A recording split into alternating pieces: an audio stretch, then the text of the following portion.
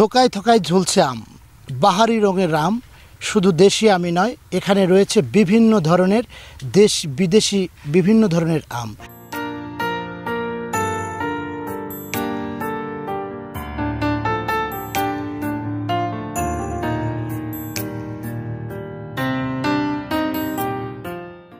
আসসালামু আলাইকুম দর্শক বন্ধুরা, কেমন আছেন সবাই? দেশ এবং দেশের বাইরে যে যেখান থেকে এই মুহূর্তে আমাদের আজকের এই প্রতিবেদন দেখছেন সকলকে স্বাগত জানাচ্ছি। দর্শক বন্ধুরা, অবস্থান করছি নীলফামারী কচুকাটায়। আজকে আবারও চলে আসছি আদর্শ মানিক নার্সারিতে।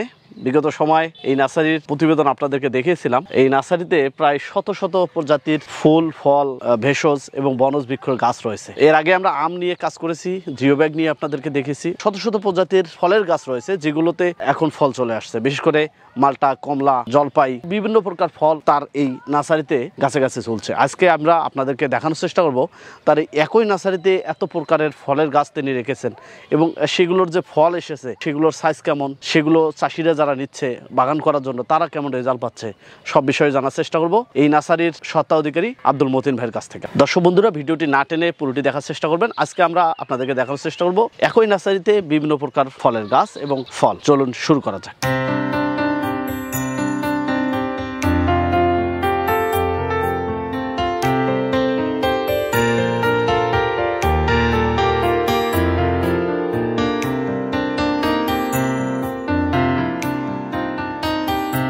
আসসালামু আলাইকুম। ওয়ালাইকুম আসসালাম ভাই। আসসালামু আলাইকুম। ওয়ালাইকুম সালাম। ভালো আছেন? আলহামদুলিল্লাহ, আপনি কেমন আছেন? আলহামদুলিল্লাহ। আপনার ব্যস্ততায় সময় পাওয়া যায় না।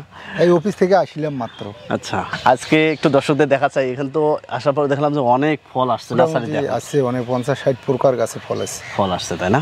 তো এখন আপনি কেমন আছেন সব মিলে? আছি আল্লাহর রহমতে। এই যে সামাজিক যে উদ্যোগমূলক কাজে আমি সময় দিতে পারতেছি, আল্লাহর একটা অশেষ রহমত। কিন্তু আচ্ছা, চাকরি করার পাশাপাশি। আচ্ছা, এখন কি কি আম রয়েছে এখানে?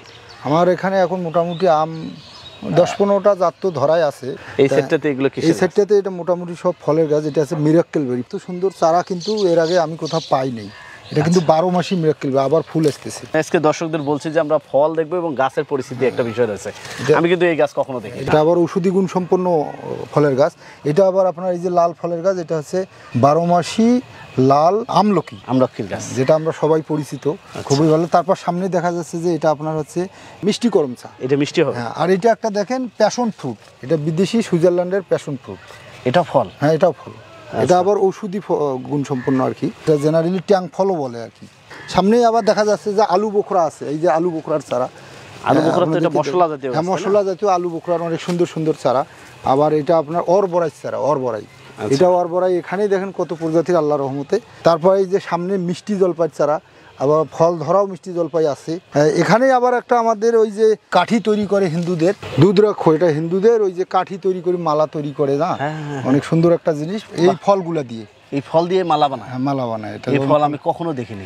এটা কি এই ছোট অবস্থায় ফল আসে নাকি এই গাছ কি বড় হয়? হ্যাঁ, বড় হবে আস্তে আস্তে, অনেক ফল হয়। এক গাছে দেখা যাবে যে 2-4 হাজার মালা। দেখে মনে হবে যে জলপাই। আনকমন বিষয় আমি পাইছি আর কি। আচ্ছা, খুব একটা ভালো জিনিস। এগুলো চারা কালেকশন করেন কোথা থেকে? এটা আসলে মোটামুটি ভারত থেকেই আসে বেশিরভাগ। এই যে রঙিন পাতাটা দেখা যাচ্ছে, এটা কিন্তু আপনার ভেরিগেটেড সফেদা।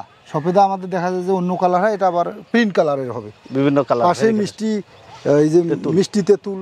আচ্ছা, এইটা হচ্ছে আপনার ব্ল্যাক ম্যাজিক আম। এটা কি ঘাসের মতো? পাশে লেমন গ্রাস। এটা কিন্তু আপনি দেখেন অনেক সুন্দর সেন্ট, এত সুন্দর। আচ্ছা, লেমনের যে একটা চা তৈরি করা বিভিন্ন ইয়াতে লেমন গ্রাস। তাই এটা বাদেও দেখেন এই সামনের একটা দেখেন, এটা কত ফল ধরছে। এটা কি? হ্যাঁ, মোটামুটি এটা ফল ধরা গাছ দেখাবো এখন দর্শকদেরকে। এটা হচ্ছে সুইট লেমন। অজস্র ফল আসছে, আবার মুকুল আসছে। এটা আসলে মানুষ কাছ থেকে যদি কেউ না দেখে, বিদেশে কিন্তু এটা 400-500 টাকা কেজি দরে বিক্রি হয় এই সুইট লেমন। আচ্ছা, টক ঝাল মিষ্টি প্রতিটাই আছে। খুবই একটা দামি ফল। বাংলাদেশে ওইভাবে যদিও মানুষ কিনে খাচ্ছে না, কিন্তু ওইভাবে এখনও বাণিজ্যিক বাগান হয় নাই।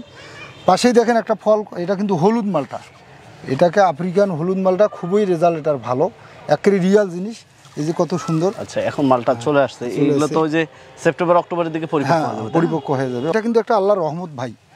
এক গাছে ফলের বিষয়টা দেখেন, আমি খুব একটা যত্ন করি নাই, তারপরও দেখেন কতগুলো ফল। এই ডালটাতে দেখেন, এই ডালটায় কি এই ফলগুলো, এটা কিন্তু 4-5টা 1 কেজি হবে। এটা দার্জিলিং কমলা বলে। 4-5টা 1 কেজি, একটা ডালে দেখেন কতগুলো ফল। এটা পরবর্তীতে আসবে। হ্যাঁ, এটা পরবর্তীতে আসবে।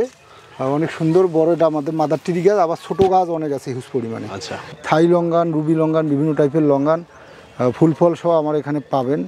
আর সুন্দর আর কি, এটা আসলে রেজাল্ট ভালো, খারাপ কখন না। লঙ্ঘনটা কখন হয়? লঙ্ঘনটা মোটামুটি এটা হচ্ছে আপনার জুলাই মাস, আপনার দেখা যায় যে জুন মাসেই মুকুল শুরু হয়, জুনের প্রথম দিকেই হওয়ার পর এখন জুলাইতে আগস্টের শেষের দিকে এটাকে হারভেস্ট করা যায় বা খাওয়া যায়। লিচু শেষ হওয়ার পরে লঙ্ঘনটা হ্যাঁ, লঙ্ঘনটা রাইট। খেতে কি একবারে লিচুর মতো? লিচুর মতো, লিচুর চেয়ে একটু মিষ্টি বেশি, আচ্ছা, মিষ্টিটা লিচুর চাইতেও বেশি। আপনি এই যে দীর্ঘদিন যাবত নার্সারি ব্যবসা করতেছেন, আপনারা এই যে বিভিন্ন প্রকারের ফল রাখেন, ফুল রাখেন, বিভিন্ন প্রকারের গাছ, হ্যাঁ অবশ্যই। আসলে এই যে ফলগুলো ব্যাপক পরিসরে রাখা, কোন উদ্দেশ্যকে সামনে রেখে এই কাজগুলো করে যাচ্ছেন আসলে- এবং কি পরামর্শটা দিয়ে থাকেন ফল চাষের জন্য? ফল এখন বিশেষ করে আপনার কথাটা খুব গুরুত্বপূর্ণ। ফলের চারা আমার এখানে বেশি কেন? ফলের চারাটা এই কারণে বেশি, মানে আমরা কিন্তু ছোটোবেলায় বইতে পড়ছিলাম যে প্রতিটা মানুষকে মিনিমাম 130 গ্রাম ফল খাওয়া উচিত প্রতিদিনই। তা এখন যদি কেউ ভ্যারাইটির 10-20 প্রকার ফলের চারা না থাকে বা বাণিজ্যিক বাগান বাংলাদেশে না থাকে, এই শুধুমাত্র বিদেশের উপর নির্ভর করে প্রতিটা ব্যক্তির প্রতিদিন 130 গ্রাম ফল খাওয়া কিন্তু সম্ভব না। দেখা যাচ্ছে আমার আজকে আমের সিজন, আজকে আমি 500 গ্রাম খাইলাম, তাই 1 মাস 500 গ্রাম করে খাইলে তো হবে না, আরও তো 11 মাস থাকলো। ফলের পুষ্টিটাই কিন্তু মানুষ রোগ মুক্তি থেকে অব্যাহতি দেয় এবং কাজের যে এনার্জি ক্ষমতা এটা কিন্তু বাড়ায়। এটা গ্রামের ভাষায়ও কিন্তু অনেক লোকজন কথা, ফল আনে বল মানে শক্তি। সুতরাং এই উদ্দেশ্যকেই সামনে রেখে আমরা তো মরণশীল সামাজিক উদ্যোগ, আমাদের নার্সারি পেশাটা মানেই হচ্ছে সামাজিক উদ্যোগ। আচ্ছা, কেউ যদি এই নার্সারি ব্যবসা পেশা হিসেবে বেছে নেয়, আপনার দৃষ্টিকোণ থেকে কি মনে হয়? পেশা হিসেবে বেছে নিতে পারবে, কিন্তু আসলে প্রাথমিক অবস্থায় ইনভেস্টটা বেশি। আর ইনভেস্টটা এইরকমই যে এখানে ইনভেস্ট করার মানসিকতাটা এইরকমই যে আপনি 2 কোটি টাকা ইনভেস্ট করেন, চাইলে কিন্তু আপনি 2-4 বছরের মধ্যে 2 কোটি টাকা তুলতে পারবেন না। মানে এটা তো নিত্য প্রয়োজনীয় জিনিস না। অনেকেই আছে ওর জীবনে ও চারা লাগাবেই না, জমি জায়গা অনেক আছে লাগাবেই না। এই কারণে এই পেশাগত দিক থেকে এই ব্যবসাটা ঝামেলা, যে আমি আজকে 5 লাখ টাকা বিক্রি করব, সম্ভব না। কিন্তু দেখা যায় নিত্য প্রয়োজনীয় জিনিসের ক্ষেত্রে যে আমার লবণ বা সাবান লাগবেই, ওটা কেনা লাগবেই, ওটার প্রতি মানুষের চাহিদা আছে। কিন্তু এটা নিত্য প্রয়োজনীয় জিনিস না বিধায় তারা ওইভাবে ঝুঁকে আসে না, বা চাইলে 10-20 লাখ টাকা বিক্রি সম্ভব না। এই জন্য নতুন যারা আসবে তাদেরকে একটু অভিজ্ঞতা নিয়ে আসলে আমার মনে হয় ভালো হয়। মতিন ভাই, আপনাকে অসংখ্য ধন্যবাদ। সময় বাড়াবো না, বিকাল হয়ে যাচ্ছে, আপনার একটু কাজের ফাঁকে সময় নিয়ে নিলাম। আমার মনে হয় যে দর্শকরা আজকে অনেক জাতের ফল দেখছে, এরপরে আরও অনেক কিছু রয়েছে, সেগুলো পর্যায়ক্রমে দর্শকদের দেখানোর চেষ্টা করবো। সে পর্যন্ত ভালো থাকুন, সুস্থ থাকুন। আসসালামু আলাইকুম। ওয়ালাইকুম আসসালাম। দর্শকদেরকে আমন্ত্রণ জানালাম আদর্শ মানিক নার্সারি, আপনারা আসবেন। আমার 800+ প্রজাতির ফুল ফলের চারা, যে কোনো একটি চারা লাগিয়ে পুরো পৃথিবীটার উপকার করবেন। ধন্যবাদ সবাইকে। দর্শক বন্ধুরা, আমরা আজকে আদর্শ মানিক নার্সারি থেকে বিভিন্ন প্রকার ফল দেখার চেষ্টা করছি। আপনারা সকলে ভালো থাকবেন, সুস্থ থাকবেন। পরবর্তীতে আবারও আপনাদের সাথে দেখা হবে। আপনাদের আশেপাশে সফলতার গল্পগুলো আমাদের জানিয়ে দিন, আমাদের সাফল্য কথা টিম চলে যাবে আপনাদের কাছে। ধন্যবাদ সবাইকে।